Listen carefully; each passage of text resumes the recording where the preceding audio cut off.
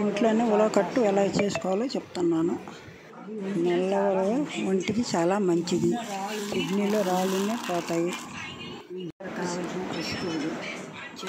ఉలవ చారుకి కావలసిన సామాన్లు: పిడికిడి చింతపండు, ఉల్లిపాయ పెద్ద ఒకటి, ఎల్లుల్లిపాయ, ఆవాలు, ఎండుమిరపకాయలు,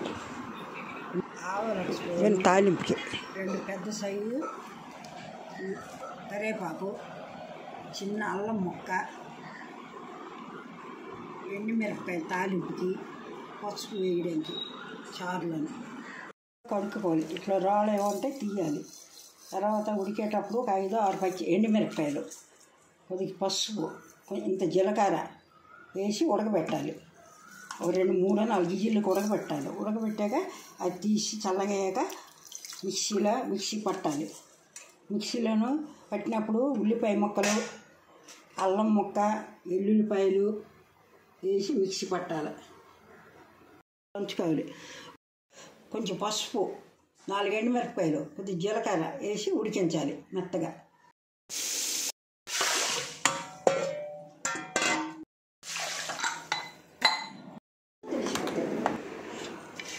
అది సామాన్లు వేసి మెత్తగా మిక్సీ పట్టాలి.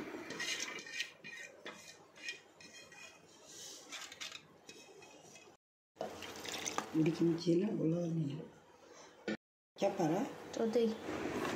ఉల్లిపాయలు, అల్లం, ఎల్లుల్లిపాయలు, చిన్న అల్లం ముక్క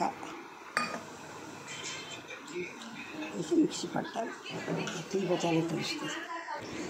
చింతపండు రసం వేసి సరిపోయినంత ఉప్పు వేసి 2 కరివేపాకు రమ్మలు దాన్ని వేసి బాగా మరగబెట్టాలి. బాగా మరగాలి. మరగొచ్చిన వరకు బాగా మరగాలి. ఇప్పుడు ఎలా తాలింపు పెడతామో చెప్తాను. ఆవాలు 1 స్పూను, జీలకర్ర 1 స్పూను, మెంతులు 1 స్పూను, ఎండుమిరపకాయలు, తర్వాత కరివేపాకు, ఎల్లుల్లి, ఉల్లిపాయ ముక్కలు వేసి బాగా వేయించి కట్టులో వేయించాలి.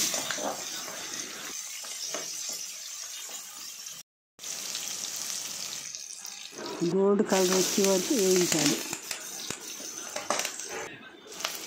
అలా కలుపుకుండాలి. బాగా వేగాలి. తాలింపు అంతా ఊడ్చుకొని కట్లు వేయాలి. ఆ కట్టులో తాలింపు అంతా వేసి బాగా కలిసి మూత పెట్టాలి. వేడివేడి అన్నంలోని కట్టేసుకొని ఉల్లిపాయ నంచుకొని తింటే చాలా రుచిగా ఉంటుంది. ఉల్లిపాయ ముక్క చాలా బాగుంటుంది. అందరూ ట్రై చేయండి.